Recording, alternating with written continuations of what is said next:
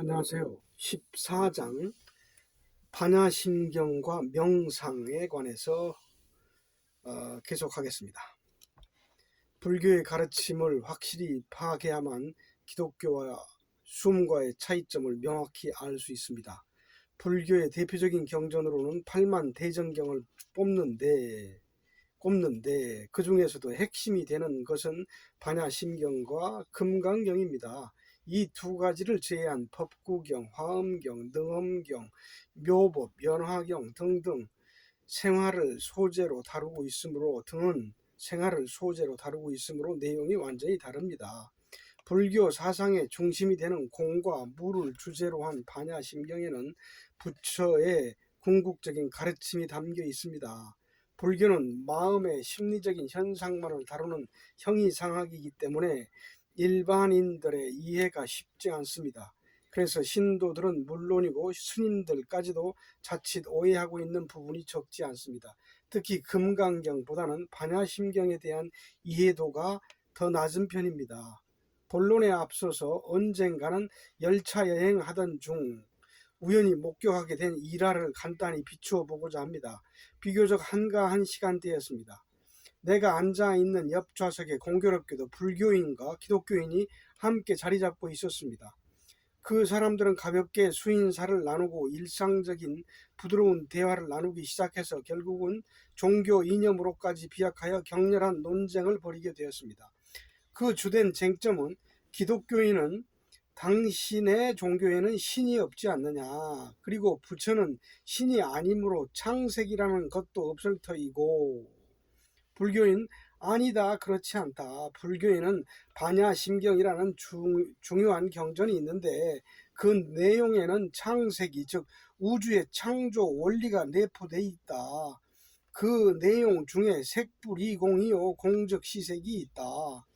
불교인은 조견, 오응, 개공까지 화제를 전개해 가면서 반야심경을 기독교 색불이공, 반야심경을 기독교의 창세기론과 견주며 예쓰는 과정을 안타깝게 지켜보았습니다. 그가 특히 강조한 점은 색즉 시공인데 색은 우주 만유를 총칭하므로 우주 만유가 모두 공에서 비롯된 것이었습니다. 그는 불교의 특징이 마음의 심리적인 고찰을 다룬 심리학적인 것을 전혀 이해하지 못하고 있었습니다.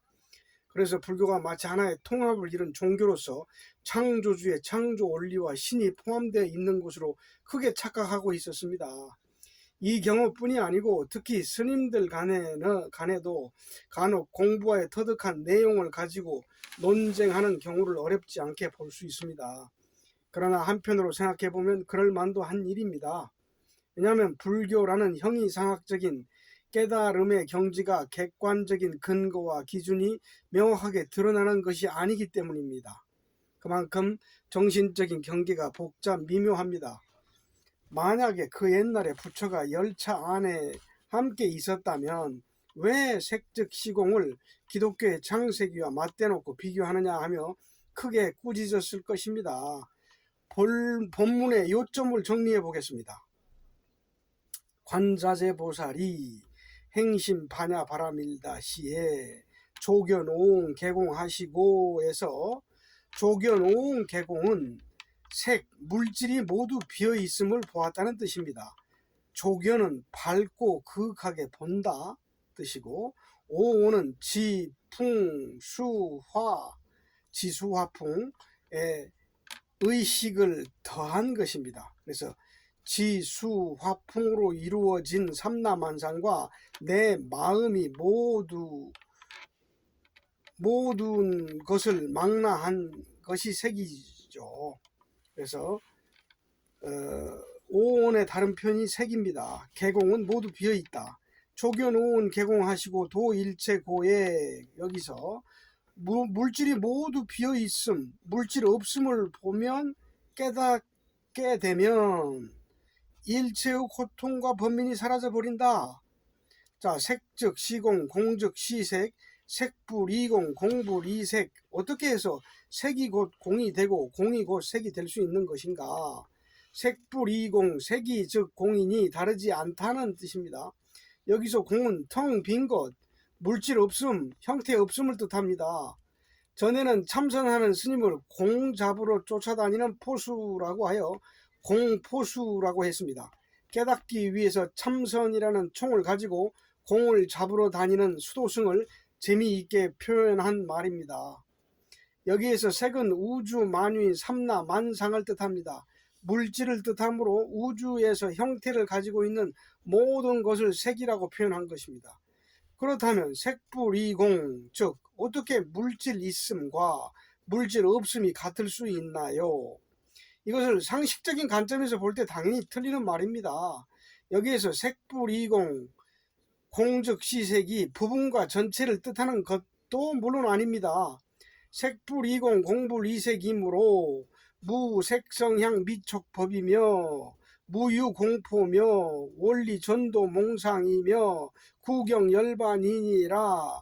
이것은 모든 걱정 근심을 놓게 되어 열반에 들더라. 불교의 가르침은 존재하는 물질과 관계없이 단지 내가, 즉 자의식, 에고가 본다는 착각만을 없앤다는 뜻입니다. 그렇습니다. 한 가지 예를 들어보겠습니다. 자, 상황에서 탁자 위에 컵이 놓여 있습니다. 자, 컵은 색입니다. 물질입니다. 이 컵이라는 존재가 있거나 없다거나를 논하고자 하는 것이 아닙니다. 컵은 아무리 다시 보아도 탁자 위에 엄연히 실체하고 있음에도 불구하고 왜 없다고 하는 것일까요? 반야심경에서는 컵의 물리학적인 존재 여부를 논하는 것이 절대 아니고 자기 심리학적인 관점에서의 색, 물질을 논하는 것임을 분명히 알고 들어가야 합니다. 색불이공 공즉시색의 뜻은 내가 사라진 견성의 입장에서 본다면 보는 자가 사라지고 지나 우주심만 남게 된다는 뜻입니다. 그렇다면 불교는 창세기 같은 물질의 존재 여부를 다룬 것이 아님이 확실해집니다. 공이라는 것은 결국 나, 자의식 없이 바라보는 상태를 말합니다. 자아가 없이 보면 사실만이 남는다. 나라는 생각은 원래가 없었던 것이므로 생각을 통해서 본 대상도 생각의 잔상일 뿐이기 때문에 그 컵, 잔상 속에 떠올려진 것은 공한 것, 없는 것이라는 얘기입니다. 그러나 자아가 사라졌다고 해서 그 위치에 있던 컵까지 사라진 것은 아닙니다. 컵은 제 위치에 그 모습 그대로 있는 것이죠. 단지 자아라고 하는 관념 속에 있던 실제하지 않는 그 컵, 즉 생각 속에 떠오른 컵은 원래가 없는 것, 공한 것이므로 관념 속에 있었던 컵은 사라졌지만 실제의 컵은 그 모습 그대로 탁자 위에 놓여져 있다는 얘기입니다. 간단하게 말해서 너 자아가 본다고 생각하지 말라는 것입니다. 내가 본다라는 생각을 지워라. 그러면 사실만이 남는다. 다른 예를 들어봅시다. 산이 있다. 산은 원래 있던 그 자리에 여전히 있지만 자기가 봐서 인식해 놓고 거기에 산이 있다라고 자신의 의식을 개입시켜서 바라보게 되면 실제 있는 산의 진면목을 보는 것이 아니고 자신의 생각 속에 있는 산을 보고 있는 것이 됩니다. 생각 속에 이미 올려져 있는 산은 공한 것이므로 없는 것이 되죠. 사람들은 항상 자기 생각, 의식 속에 그려져 있는 산을 보고 있으므로 그 생각을 지워내버리고 실제로 존재하고 있는 산을 보라는 것입니다. 쉽게 말해서 직관하라는 이야기죠. 보는 자가 없이 보아야 된다. 원래 보는 것은 있을 곳에 있는데 사람만이 그곳에 무엇이 있다라고 상정해놓고 관념 속에 있는 잔상을 보는 데에서 큰 문제가 발생하게 되는 것입니다. 지금 우리 모두가 강의를 듣고 있는데 우리가 있는 그대로 가만히 있으면 문제가 생겨나지 않습니다. 아니, 사람들이 다 여기 있네? 라고 생각을 끌어들이면 또 하나의 허상이 형성되는 것입니다. 여기에 있네라고 하면서 느끼는 자아가 그 즉시 생겨나게 됩니다. 여기에 있네라고 하는 생각을 떠올리는 그 즉시 반사적으로 자아가 발생되는 것입니다. 원래대로 모두가 순수하게 여기에 있고 진아도 여기에 있으면 될 것을 있다라는 생각을 불러일으키면 그 즉시 자에고가 파생됩니다. 파생된 그 자아가 사물을 인지하고 여기에 있네라고 똑같은 사물을 복제해내는 것입니다. 깨달은 스승들은 자기 자아 없이 사물을 있는 그대로 직관하기 때문에 선입견을 배제하고 볼 수 있습니다. 중생상과 수사상, 금강경도 내용에 있어서 반야심경과 별 차이가 없지만 단지 각도를 조금 달리해서 설명해 놓은 것 뿐입니다. 반야심경의 색을 금강경에서는 상이라고 하여 표현만 바꾼 것입니다. 금강경에서 중요한 것은 아상, 인상, 중생상, 수사상입니다. 자신일 나라고 여기는 아상이나 사람이라고 생각하는 인상이나 중생이라고 생각하는 중생상은 해석이 맞습니다. 그러나 수자상에 대한 한국적인 해석법에서는 한자어의 목숨 숫자를 쓴 수자상의 첫 글자 수를 나이가 많고 오래 산다는 의미로 오역해서 쓰고 있는데 이 점을 주의해야 합니다. 수자상에 대한 부처의 말뜻은 사람이 목숨을 가지고 살아있다라고 인식하는 것 자체도 상이라고 지적한 것입니다. 그러니까 자신이 살아있다는 느낌조차도 버려야 한다는 뜻으로 해석해야 합니다.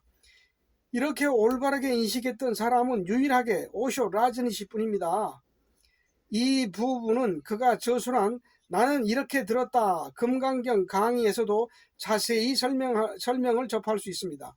그리고 무색이나 무상은 색을 상으로 바꾼 것일 뿐이므로 뜻은 같습니다. 누구든지 정확히 깨달아 보면 알게 될 일이지만 나라고 하는 생각, 즉 자아를 통해서 보게 되는 사물은 실제가 아니고 상념 속에 떠올려진 환상을 보는 것입니다. 다시 말해서 컵은 눈앞에 놓여 있다고 해도 내 자아가 바라보는 생각 속의 컵은 실제 하는 것이 아니라는 얘기입니다. 내가 바라본 컵은 공하다. 컵은 원래 있지만 내가 바라보는 컵은 없다. 이런 말들은 상식적으로 말도 안 되는 얘기입니다. 그래서 세상에 나왔던 많은 스승들이 대부분 가까운 제자들에게 시해 당하거나 예수처럼 십자가에 매달려지게 된 것입니다. 일반 상식으로는 도저히 말이 되지 않는 궤번처럼 비추어지기 때문입니다. 지금 당장 눈앞에 컵이 놓여 있으면 있는 그것이 보이는 것이지 내 자아가 보는 컵은 무엇이고 여기 실제로 있는 컵은 또 무엇이냐 하는 일반인으로서는 당연히 이렇게 되물을 수 있습니다. 쉽게 말해서 지금 앉아있는 여러분은 앉아있기는 하되 나는 누구다라고 하는 느낌을 가지고 앉아있지만 깨달음을 성취한 성자들은 항상 나 없이 앉아있습니다. 생각을 통해서 바라보는 컵과 생각 없이 직관하여 바라보는 컵의 경지와는 엄청난 차이가 있습니다. 후자의 경우를 진면목이라고 했습니다. 본래의 얼굴입니다. 내가 나라고 하는 느낌이 없이 바라보는 컵은 실제하는 컵이지만 나라고 하는 느낌을 가지고 바라보는 생각 속의 컵은 공한 것, 없는 것, 가짜라는 얘기입니다. 여러분 역시 앉아서 숨을 하다 보면 떠오르는 생각이 있을 것입니다. 가족에 대한 생각, 약속한 일, 친구, 사업, 무엇을 어떻게 해야겠다든지 차를 타고 여행을 해야 한다든지 하는 세상의 모든 일들, 생각 속에서 떠올려지는 이러한 상념들이 실제로 발생된 사실들인가? 이것을 실제로 발생된 사실이 아닌 그저 막연한 상념뿐이요 신기루일 뿐입니다. 이처럼 자아라는 느낌과 생각 속에서 바라보는 것은 모두가 사유에서 비롯된 환상입니다. 그러므로 생각 속에서 바라보고 있는 것은 사실이 아닌 허구이며 허구는 실제하지 않기 때문에 없는 것이고 공한 것입니다. 완전한 착각일 뿐입니다. 다시 말하자면 색을 바라보고 있는 느낌을 버리고 바라볼 수 있을 때의 색이 올바로 본 색입니다. 공이라는 것은 텅 비어서 없는 것이므로 실제 하는 색만 덜렁 남게 됩니다. 그래서 결국 색과 공은 똑같은 것이 됩니다. 이론적으로는 더 이상의 설명이 곤란합니다. 지금까지의 내용이 부처의 반야심경에 대한 중심 이론입니다. 그런데 여기에다 물리적인 기독교의 창세기 이론을 접목시키려 한다면 엄청난 모순입니다. 요 근래에 와서 모든 입자는 파동으로 구성되어 있으므로 결과적으로 공한 것이라는 물리학적인 근거가 밝혀짐에 따라 이 물리학적인 공의 개념은 불교의 색즉 시공과 같은 것이라고 주장하는 사람도 있습니다. 만약에 부처가 물리학적인 공을 말했다면 부처의 존재 가치가 완전히 상실됨은 물론이고 부처 생전의 모든 업적이 수포로 돌아가게 될 것입니다. 부처의 위대함은 무엇인가요? 무와 내가 없고 무상, 인생상, 중생상, 수사상이 없음을 꿰뚫어 보고 그것을 깨우쳐 주기 위해서 이 땅에 온 대성자가 물질은 소립자로 이루어져 있으며 소립자는 파동이더라 라는 물리적 개념을 가르치고자 하였을까요? 진보를 위한 수용. 사람은 과거와 현재를 비교해보고 내적인 변화가 있음을 느낄 때 삶의 보람을 갖게 됩니다. 모든 사람들을 볼 때 각자의 개성과 취향에 따라 삶을 받아들이고 창작해내는 다양한 능력 속에서 그 나름대로의 성숙한 깊이가 있는 듯 보여집니다. 그러나 조금 깊이 성찰해보면 인생에 있어서 진정한 변화의 초점을 어디에 두어야 할 것인지에 대한 근본적인 개념조차도 파악하지 못하고 있음을 발견할 수 있습니다. 보편적인 삶의 형태를 볼 때 유아기를 지나 학교 교육을 마친 후 교문을 나서게 되면 그나마 읽던 책과 멀어지게 됩니다. 그리고 사회생활에 적응하면서 가정까지 갖게 되면 책머리에 두툼한 먼지가 쌓여갑니다.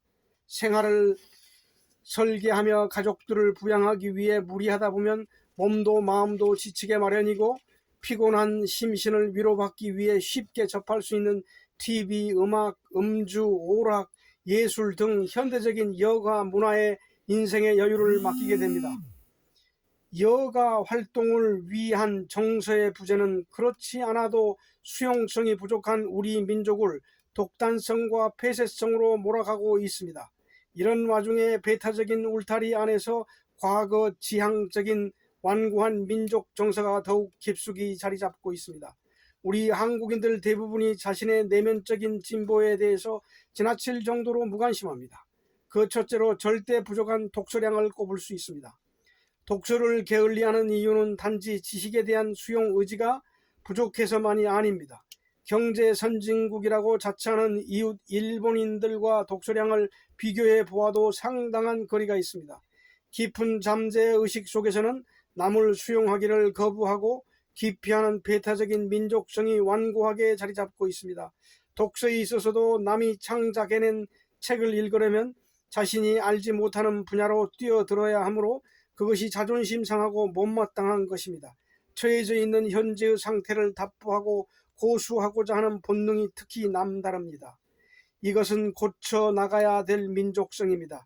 전 세계 민족을 망라해서 아상, 인상, 중생상, 수자상이 가장 강한 민족이 바로 우리 한국인입니다. 이처럼 경직된 풍토에서 부처의 가르침이 과연 어느 만큼 수용될 수 있을 것인가요? 기독교에서는 하나님이 스스로 계시다라고 가르칩니다. 하나님은 스스로 계실 뿐 그 배우가 없습니다. 그리고 하나님이 사라진다 해도 스스로가 사라지는 것일 뿐 또 다른 존재의 영향을 받아 사라지는 것이 아닙니다. 항상 스스로 계시고 스스로 사라집니다. 그런데 하나님 말고 또 하나 스스로 생겨나서 스스로 사라지는 존재, 사탄이라는 것이 있습니다. 자아의 다른 표현이 사탄입니다. 자아에게는 스승이 없습니다. 아니, 없다기보다도 스승이 필요치 않습니다.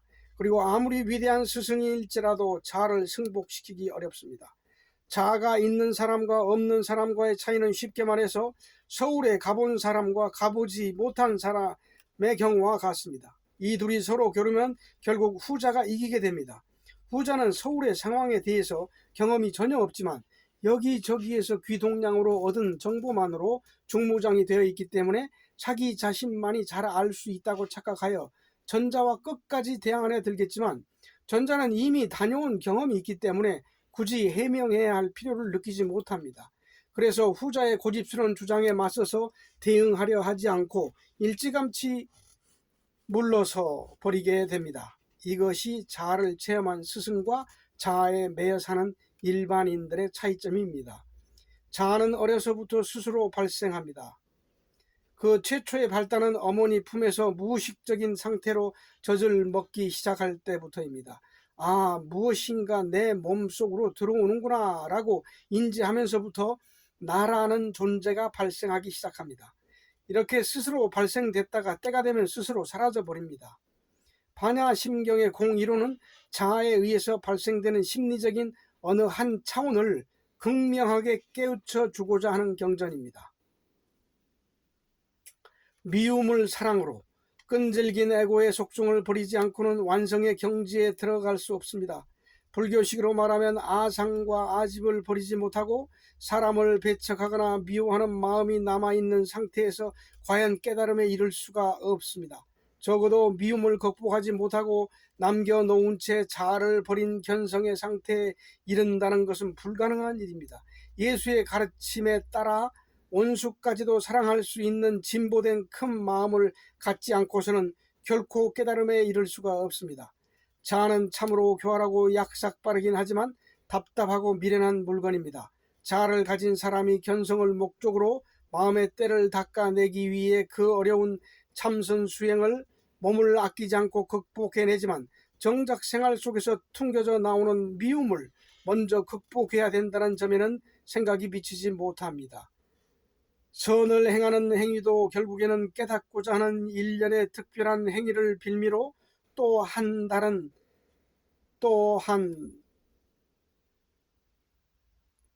한 또 다른 자아의 확장이고 축적에 불과한 것입니다.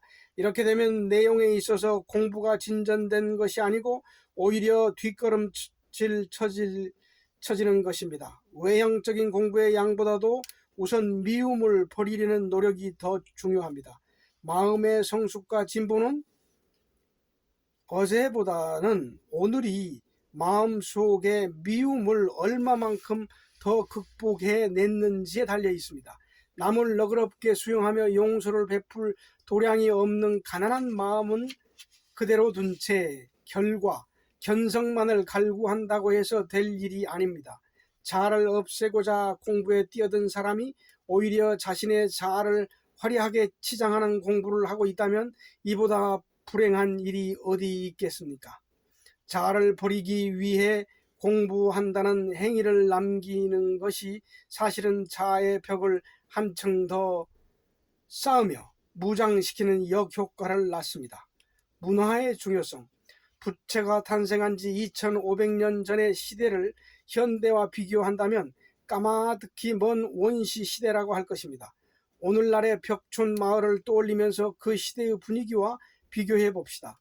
하루 종일 농사일에 지친 몸을 가눌 틈도 없이 쓰러져 코를 골며 깊은 잠에 빠져 있는 시골의 깊은 밤, 농부들의 생활 여건은 농사일 외에 다른 생각을 할 겨를이 없습니다. 어떤 특별한 동기가 주어지지 않는다면 평생을 쟁기질하며 흙을 뒤집어 쓴 채 해마다 같은 일을 되풀이하다가 생을 끝마치게 될 것입니다.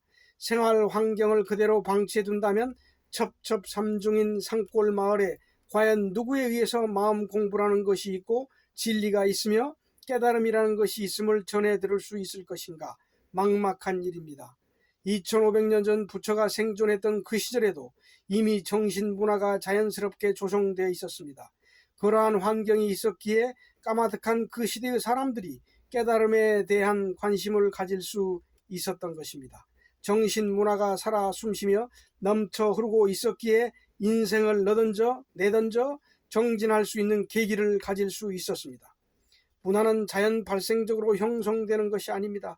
창조된 문화를 소중하게 보존하며 존중할 줄 알아야 합니다. 부처가 자신의 자신을 해탈의 경지에까지 높일 수 있었던 것도 수도와 수양의 문화가 충만해 있었기 때문입니다. 인도 전역에 산재되어 있던 그 많은 문화의 배경이 있었기에 부처의 탄생이 가능했던 것입니다. 그리고 그 정신문화를 전승하여 창안해낸 반야심경과 금강경 같은 문화유산이 있었기에 맥이 이어져 내려오고 있는 것입니다. 성자들이 만들어 놓은 그 진솔한 정신문화가 있기에 험난한 구도의 여정을 걸어오는 후학도들이 큰 고생을 덜 수 있게 되는 것입니다. 일반인들이야 깊은 감사를 느낄 정도에까지 이르기는 어려운 일이지만 사람이 일생을 살면서 변화를 모색하기 위해 도입할 수 있는 문화가 있고 그것을 공유할 수 있는 환경이 되어 있다는 것이 대단한 혜택이라는 것을 알아야 합니다. 다른 무엇보다도 오늘은 어제보다 내일은 오늘보다 자아를 버리는 완숙도가 깊어져야 합니다. 자아를 걸머쥔 채 껍데기만 가지고 버둥거리다가 삶을 마쳐야 한다는 것은 엄청난 불행입니다. 자아의 함정 속에서 자신의 고집을 주장하는 동안 주변 사람들이 받게 되는 고통 또한 대단한 것입니다. 고집의 출원지인 자아, 에고입니다. 고집의 출원지는 자아, 에고입니다. 한 인간이 정신적으로 진보해 나간다는 것은 그만큼 자아가 사라져 간다는 청신호입니다. 아상, 인생상, 중생상, 수자상을 떨쳐내고자 하는 것, 이것 진보를 목적으로 해서 살아가야만이 사람과 삶의 존귀함에 진정으로 눈뜨게 됩니다. 따라서 진보하기 위해서는 다른 사람이 만들어 놓은 새로운 교육 문화를 적극적으로 수용하면서 스스로를 모색하며 자신의 존재 가치를 향상시켜야 할 것입니다. 새로운 지식과 지혜와 무조건 저항하려 한다면 새로운 문화를 통한 혁신과 재창조가 불가능합니다. 새로운 문화를 거부한다는 것은 자신을 스스로 고립시키는 결과를 가져옵니다. 그리고 마음의 벽을 두텁게 하여 지혜의 문을 차단시키는 영적인 자살 행위이기도 한 것입니다. 감사합니다.